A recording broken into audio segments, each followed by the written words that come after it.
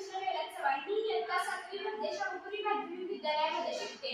आज राजश्री शाहू महाराज यांच्या जयंतीनिमित्त मी त्यांच्याबद्दल काही बोलणार आहे। तुम्ही शांत शिकतेला ऐकून घ्यावे हीच माझी नम्र विनंती। सर्वप्रथम मी राजश्री शाहू महाराज यांना वंदन करते व माझ्या भाषणास सुरुवात करते। तो काळ 150 वर्षांपूर्वीचा होता। कोल्हापूर पूर्ण झालं होतं। राज्य होतं पण राज्य करण्यासाठी कर्तबगार राजाच नव्हता।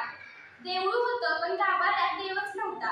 कोल्हापूर संस्थानच्या इतिहासामध्ये एक अंधार योगच नांदत होता आणि अशातच राजश्री शाहू महाराज हे कोल्हापूर संस्थानचे छत्रपती झाले। ज्यावेळी राजश्री शाहू महाराज हे आपल्या अधिकार पदावर विराजमान झाले त्याच वेळी एकीकडे स्वातंत्र्याचा बनवा पेटला होता।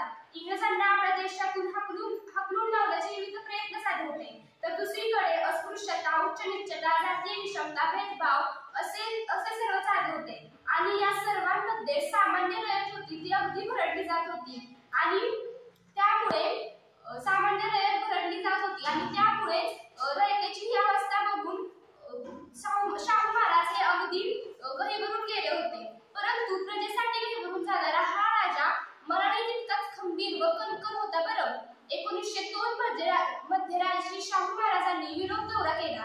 तेथील भौगोलिक परिस्थिती पाहून ते अधिकच प्रभावित झाले होते। तेथील धरणे बघून त्यांच्या मनामध्ये असा विचार आला की आपणही आपल्या भागामध्ये अशीच धरणे बांधून आपलेही राज्य असे समृद्ध बनवले तर।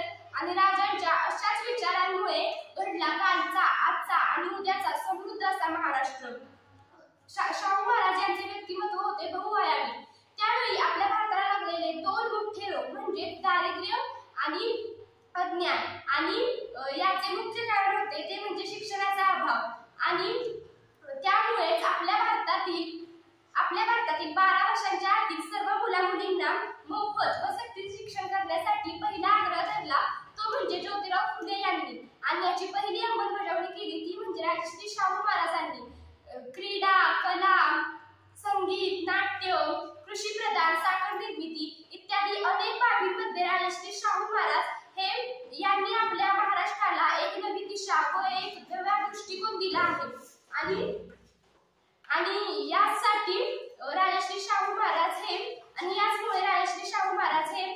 जगभरात प्रसिद्ध झाले आहेत व त्यांच्यामुळेच घडला व त्यांच्यामुळेच कालचा, आजचा व उद्याचा असा समृद्ध महाराष्ट्र घडला आहे।